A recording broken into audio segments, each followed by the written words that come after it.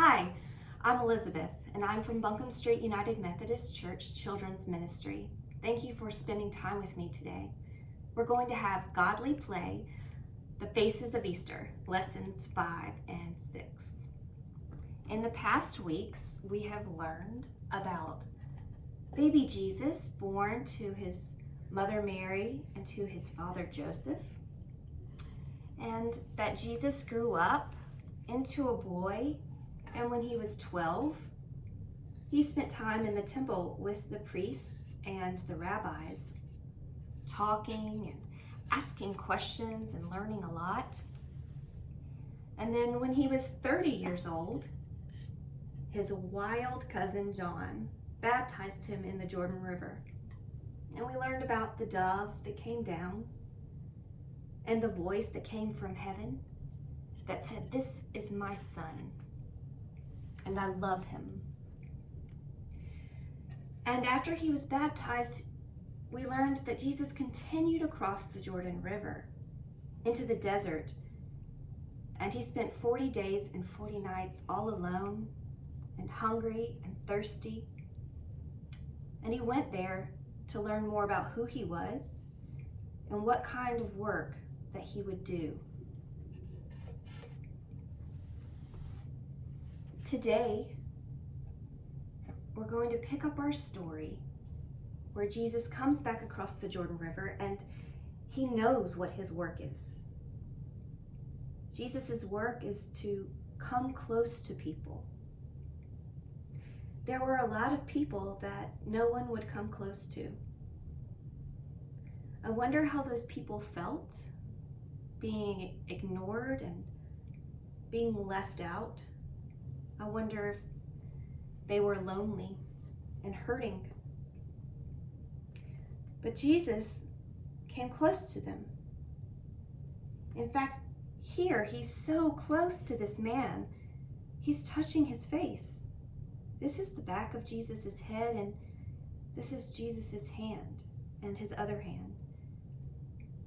And this man here, he is blind, and his eyes don't work. But Jesus has come close. He has laid his hands on the man's eyes.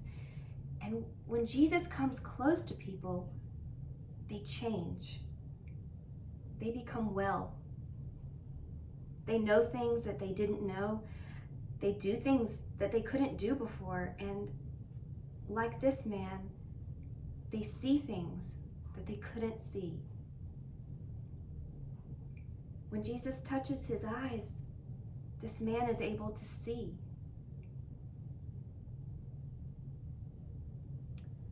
I wonder what that felt like, being able to see after being blind for so long. Jesus had other work too. He also taught people in special stories called parables.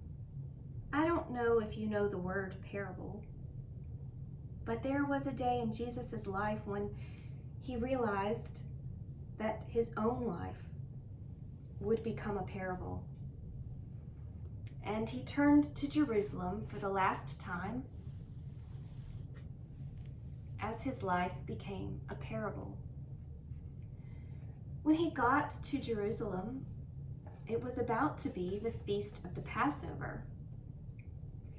The people in the holy city of Jerusalem, they had heard Jesus teach, and they were hoping, in fact, they believed that he would be a new king. They didn't like their king very much. They didn't think he was a good king, and they thought Jesus would be a good king for them. But they weren't paying attention to Jesus' parables. That was not the kind of king he was going to be. In fact, when Jesus came into town on that Sunday, we call that Sunday Palm Sunday now, but the Sunday that Jesus came into town, into Jerusalem, it was just Sunday. He was riding a donkey, and if he had been a king, people would think he'd be on a big white horse and have lots of soldiers marching with him. But not Jesus. Jesus rode into Jerusalem through the high gates on a donkey, and it wasn't even his donkey. He borrowed the donkey from someone else. But the people were hopeful, and so they showed that by tearing palm branches and waving them as he walked by, and they shouted at him. They shouted words like, "Hosanna!" Monday and Tuesday and Wednesday of that week, Jesus went to the temple and he taught. And one of those days, as Jesus was teaching his parables, a woman, an older woman, came into the temple with one small coin. It was all that she had. And she put it into the offering box. The coin was so small it didn't even make a sound. And right after she came in, a man came in, and he had a big offering to give. It was so big he had help to carry the bags of coins into the temple. And they put all the coins into the offering box. It made so much noise. Everyone could hear how great his offering was. And Jesus spoke to the people in the temple, and he asked them, "Who do you think had the better offering? The man who gave so many coins and so many bags, or do you think it was the woman who gave one coin, but it was all that she had to give?"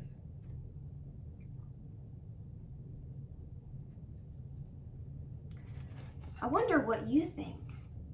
Do you think it was the man who gave lots and lots of coins, so many coins that it made a big noise?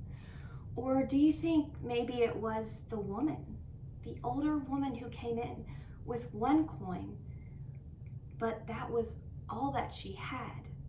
She gave all that she had that day. I wonder about the people that Jesus came close to. I wonder how they felt as Jesus got close to them.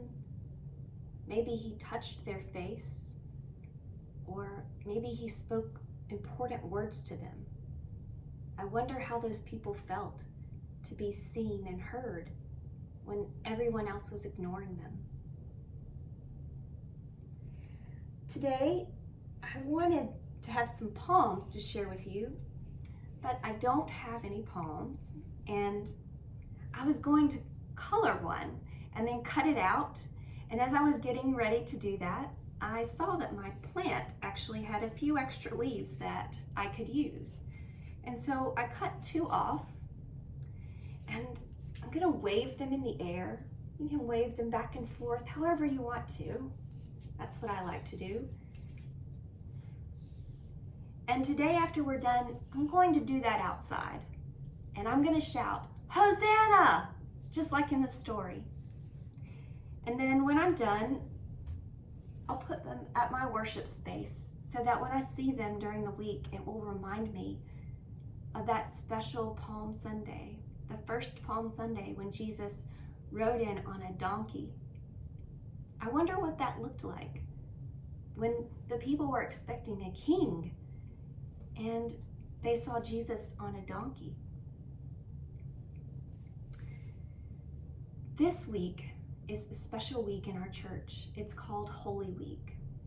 And Reverend Gail and I are going to get to be with you again on Thursday and on Friday this week to celebrate two special days, Maundy Thursday or Holy Thursday and Good Friday.